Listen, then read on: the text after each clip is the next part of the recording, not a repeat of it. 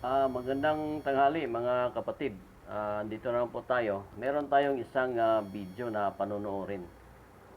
Isang kapatid natin na Muslim, parang pinangaralan yata itong isang kapatid din natin na born again or protestante. Pakinggan natin ang kanyang mga pahayag. Tinawag siya noon na Universal Catholic Church. Kaya Catholic, Universal, di ba? Nabahagi sa dalawa. Rome, Greek. Roman Catholic, Greek Orthodox. Kaya pag nag-Sign of the Cross sila, magkaiba. The name of the Father, the Son, of the Holy Spirit. Ito, Roman Catholic. Ito, yung pagganyan. Tama po ang sinabi ng ating kapatid na Muslim. Universal Catholic Church, Roman Catholic, Greek Orthodox.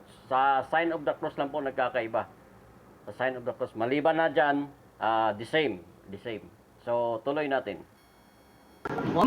Ngayon, sino ang nag-gather ng mga libro at tinawag na Biblia at biniklara na salita ng Diyos? Catholic Church. Ibig sabihin, utang na loob niyo yung Biblia niyo sa kanila. Ibig sabihin, utang na loob niyo yung Biblia niyo. Kita mo? Mismo ang kapatid natin na Muslim ay alam na alam niya. Alam na alam nila na ang nag-gathered at nagtipon at nagdeklara na ito ay salita ng Diyos ay Catholic Church. So, alam na alam ng ating kapatid na Muslim yung history ng compilation ng Biblia na ang Catholic Church ang nag-compile niyan. Di ba? So, mabuti pa itong ating kapatid na Muslim. Pero itong mga iba, itong mga protestante, walang kaalam-alam sa historical background ng Bible. Wala talaga. At saka nung idineklara yan ng Catholic Church na this is the Word of God, walang isa ni protestante o born again man lang na tumutol dyan. Wala talaga. So, dapat talaga na magpasalamat ang mga kapatid natin na mga protestante. Tama yung sinabi ni Martin Luther na dapat tayo ay magpasalamat sa Catholic Church sapagkat kung wala sila, wala din tayong Biblia ngayon. Ang nagsabi niyan, ang ulo ng protestantismo na si Martin Luther. Di ba?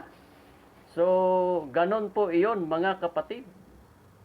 Ang Roman Catholic Church ang responsable sa pagtipon at pagdeklara ng Biblia na yan ay salita ng Diyos.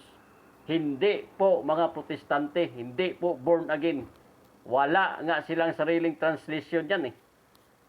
So, masakit man pero yan po ang katotohanan.